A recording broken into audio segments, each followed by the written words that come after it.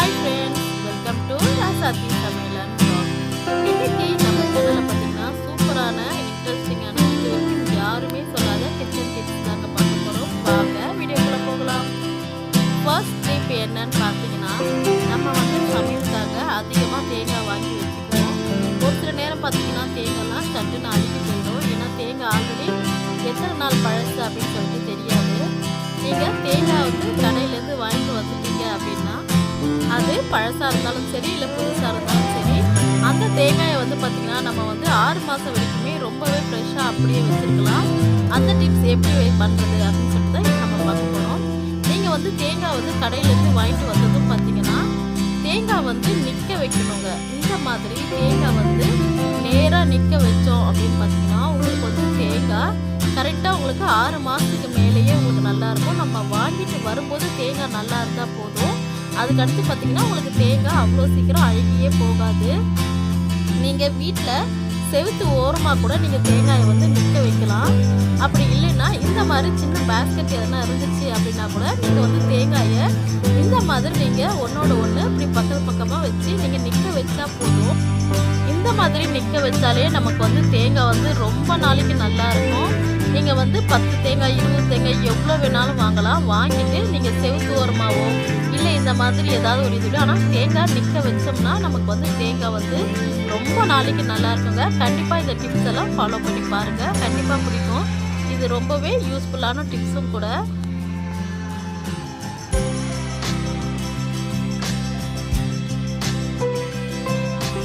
இப்போ நம்ம பார்க்க போகிறது டிப்ஸ் நம்பர் 2. இந்த டிப்ஸ் பார்த்தீங்கன்னா கண்டிப்பாக மோஸ்ட்லி எல்லாருக்கும் தெரிஞ்சிருக்கலாம். தெரியாத ஒரு சிலருக்காக தான் இந்த டிப்ஸு. இது காளான் பார்த்தீங்கன்னா நம்ம வாங்கிட்டு வரும்போது மண்ணாக தாங்க இருக்கும். இந்த மாதிரி கருப்பு கலரில் மணலாக தான் இருக்கும்.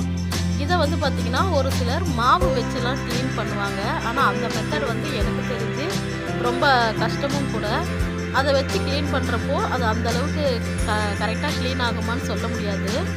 அதுக்காக தான் பார்த்தீங்கன்னா இந்த மாதிரி நீங்கள் காளான் எடுத்துக்கோங்க. காளான் கூட நம்ம ஒரு கத்தி எடுத்துக்கிட்டு அதோட மேல் பக்கம் வச்சு மெதுவாக இழுத்தோம் அப்படின்னு பார்த்தீங்கன்னா உங்களுக்கு அதோட தோல் அழகாக ரிமூவ் ஆகி வந்துடும்.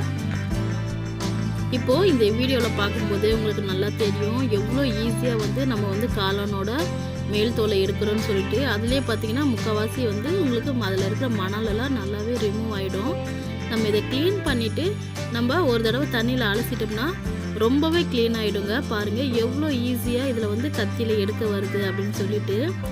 தெரிஞ்சவங்க தெரியாதவங்களாக இருந்தால் கூட சரி, இனிமேல் இந்த டிப்ஸை ஃபாலோ பண்ணி பாருங்கள். உங்களுக்கு காளான் க்ளீன் பண்ணுறது ரொம்பவே ஈஸி. அதே மாதிரி பார்த்தீங்கன்னா காளானில் நிறைய சத்துக்கள் இருக்குங்க. லேடிஸ் இதை சாப்பிட்டோம் அப்படின்னா நமக்கு பேக் பெயின்லாம் சரியாயிடும். இது ரொம்பவே ஹெல்த்தி அப்படின்னு சொல்கிறாங்க. கண்டிப்பாக காளானை அடிக்கடி வாங்கி செஞ்சு பாருங்கள். கண்டிப்பாக இந்த டிப்ஸும் உங்களுக்கு யூஸ்ஃபுல்லாக இருக்கும் அப்படின்னு நினைக்கிறேன்.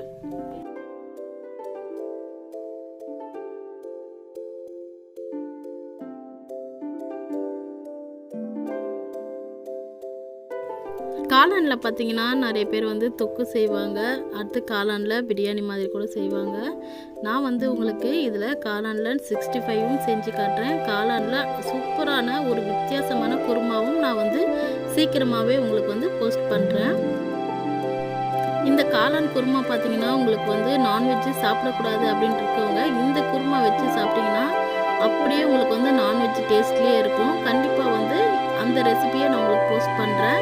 மறக்காமல் அந்த வீடியோவை செக் பண்ணி பாருங்கள். சூப்பரான காளான் குருமா நீங்கள் செஞ்சிடலாம்.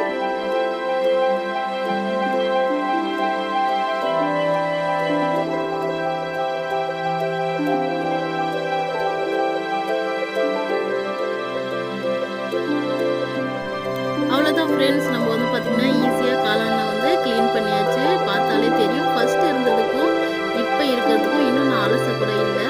எவ்வளோ நீட்டாக இருக்குன்னு பாருங்கள். அதோட மேல் தோலை எவ்வளோ ஈஸியாக நம்ம ரிமூவ் பண்ணிட்டோம்னு சொல்லிட்டு. கத்தி இருந்தால் போதுங்க, நம்ம சூப்பராக காளானை க்ளீன் பண்ணிடலாம். வாங்க இப்போ நெக்ஸ்ட் டிப்ஸ் போகலாம். அடுத்தது டிப்ஸும் பார்த்தீங்கன்னா உங்களுக்கு காளானில் வச்சு தாங்க சொல்லியிருக்கேன். காளான் நம்ம சமைக்கும்போது பார்த்தீங்கன்னா ஒரு மாதிரி சின்னதாக ஒரு மாதிரி சுருங்கி போயிடும். உங்களுக்கு காளான் அந்த மாதிரி இல்லாமல் இருக்கணும்னு நினச்சிங்கன்னா நீங்கள் கொஞ்சமாக மோர் சேர்த்துக்கோங்க. தண்ணி கூட மோர் சேர்த்துட்டு இந்த காளான் அதில் போட்டு வச்சுட்டிங்கன்னு பார்த்தீங்கன்னா உங்களுக்கு நம்ம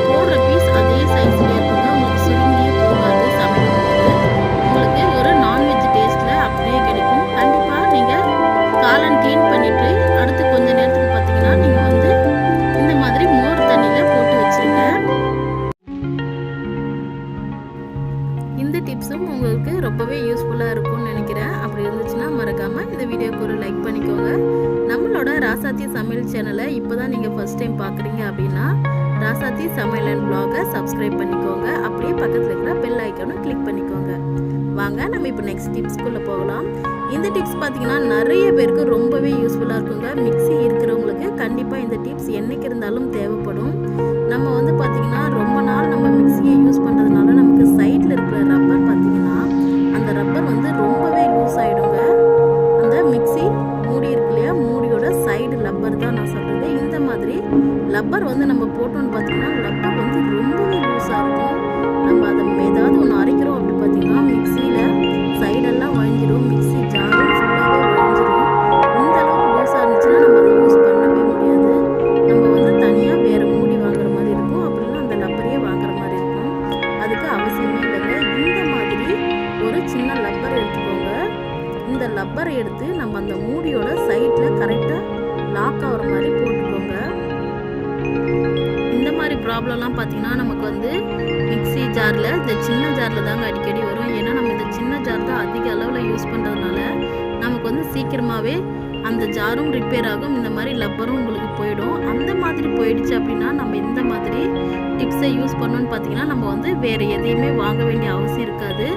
நான் வந்து பார்த்திங்கன்னா ரொம்ப நாளாக இந்த டிப்ஸ் தாங்க யூஸ் பண்ணிகிட்ருக்கேன். எனக்கு வந்து மூடி வந்து கரெக்டாக நல்லா டைட்டாக தான் இருக்குது. இப்போ பார்த்தீங்கன்னா இந்த மாதிரி கரெக்டாக போட்டுடுங்க. கரெக்டாக அந்த ரப்பர் வந்து அதுக்குள்ளே செட் ஆகிற அளவுக்கு போட்டு விட்டுருங்க. இந்த மாதிரி போட்டுட்டு நம்ம அரைச்சோன்னா எந்த பொருளுமே இனிமேல் உங்களுக்கு வழியவே வழியாது.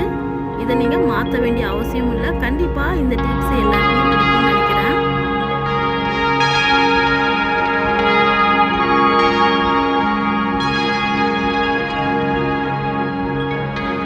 அடுத்ததாக பார்த்தீங்கன்னா நம்ம வந்து வீட்டுக்கு வாங்குற மளிகை சாமான் பொருட்களை சீக்கிரமாகவே பூச்சி, வண்டு, புழு இந்த மாதிரிலாம் வந்துடுங்க. அதுக்கு வந்து நம்ம என்ன மாதிரி டிப்ஸ் யூஸ் பண்ணலாம் அப்படின்னு சொல்லிட்டு தான் இப்போ பார்க்க போகிறோம்.